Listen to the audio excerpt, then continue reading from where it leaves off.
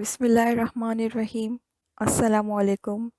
This lecture is prepared and edited by Professor Hayya Abro, lecturer of English from Government Girls Degree College, Larkana, and the lecture is voiced by Jasia Bhutto, lecturer of English from Government Girls Degree College, Larkana. This video is being presented on behalf of Sindh College Lectures by Government of Sindh, Pakistan. Subscribe to this channel. The topic of this video is ways to write reference to context and summary of poems. And the lecture is helpful for first year and secondary classes as both classes have poetry in their courses. Poetry can be looked at with two points of views. It can be cryptic, which gives the poem a magical, mysterious charm, and it can be plain, transparent, stringing simple words together to form a tale. Fortunately, the book of poems that you have been given is neither complicated, but it is not plainly simple either. You must develop a sense of understanding of the language and the form of a poem. Both first year and second year class courses require the students to grasp a better understanding of poetry, and the exercise that course require are mentioned in this video. This video will focus on two things.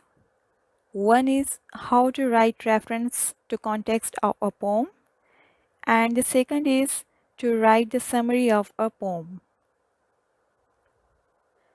Let's begin with reference to the context. Reference means from where is the data, or in this case, the lines of the poems are coming from. You can write a reference by telling from which poem are the lines taken from and who is the poet of the poem. Let's take some of these lines as an example. Under the greenwood tree, who loves to lie with me, and turn his merry note unto the sweet bird's throat.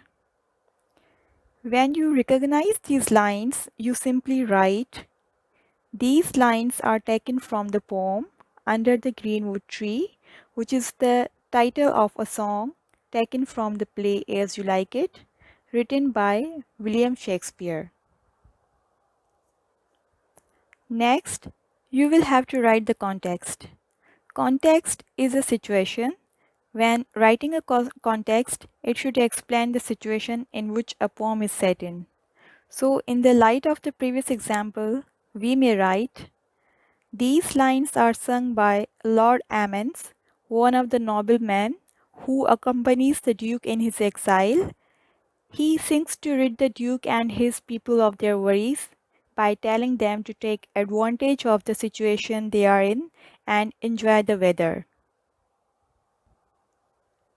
Now, completing the whole set is the explanation. Explanation is simply based on your understanding of the lines and writing them down. Some words in the poem are hard to understand at first, so this is where you ask for help from your teachers. So to continue with the previous example, the explanation should go as, in these lines, the singer is inviting everyone to lie with him under the big shade of the tree and forget their worries. He wants them to sing with him in such a way that their voices mold sweet sounds of the birds. The life of the forest is lovely gift from nature for them to enjoy, but only unfortunate incidents they have to bear are the harsh cold winters and occasional rain and storms. Moving forward to the second part of the lecture, the summary. When you write a summary of a poem, try to use an easy language and be sure to keep it short. State the main idea of the poem. Remember, some poems, like prose, also have a beginning, a middle, and an end.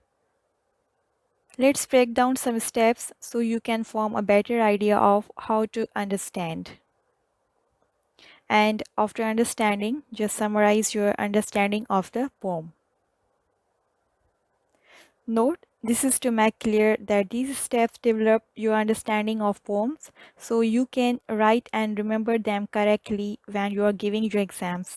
We are not explaining poems, we are trying to develop your understanding of the poem so you can independently write and remember them.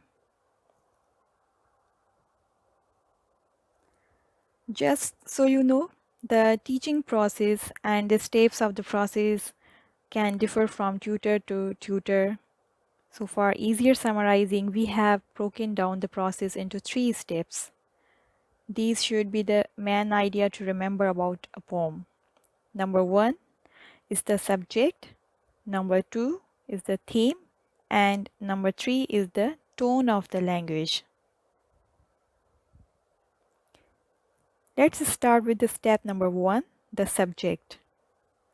For this, you need to think what the poem is about, who wrote it, does the poem has a narrator?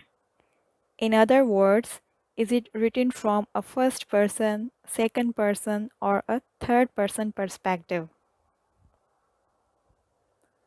The first person writing uses pronouns including I and me. It is different from the second person, which requires use of the pronouns you, your, and yours. This point of view is used to address the audience, and the third person uses pronouns such as he and she. The first person example would read as to make lemonade, I add the juice of lemons to water and sugar. The second person example would go as to make lemonade, you add the juice of lemons to water and sugar. And the third person would say to make lemonade, he or she adds lemons and sugar to water. Let us look at an example. Let's select the poem Abu bin Adam from the first year class book of poetry. Abu bin Adam is written by James Henry Lee Hunt. The narrator of the poem is a third person. Abu bin Adam, may his tribe increase, awoke one night from a deep dream of peace and saw within the moonlight in his room, making it rich like a lily in bloom, an angel writing in a book of gold. This poem, Abu bin Adam, is about the righteousness of a saint. You can continue this exercise with other poems, such as Lucy Gray. Just answer the following questions. Who wrote the poem? What is the poem about? And what is the persona of the narrator? Moving on with the next step, you have to understand the theme of the poem. To recognize a theme, you should know that it recurs throughout the poem. To recur means to repeat. It can be nature, or it can be happiness, or family, or history, and many more to state right now, but the theme should refer to the main issue of the poem. For example, in Abu bin Adam, the poem shows the virtue of the divine love, which is recurring in Abu bin Adam's actions and words, making the poem's theme religious. It can also be interpreted as humanity and peace.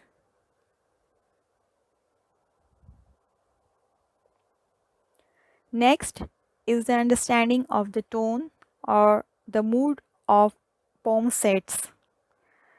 Read the poem and ask yourselves what tone is the language of the poem setting. Is it violent?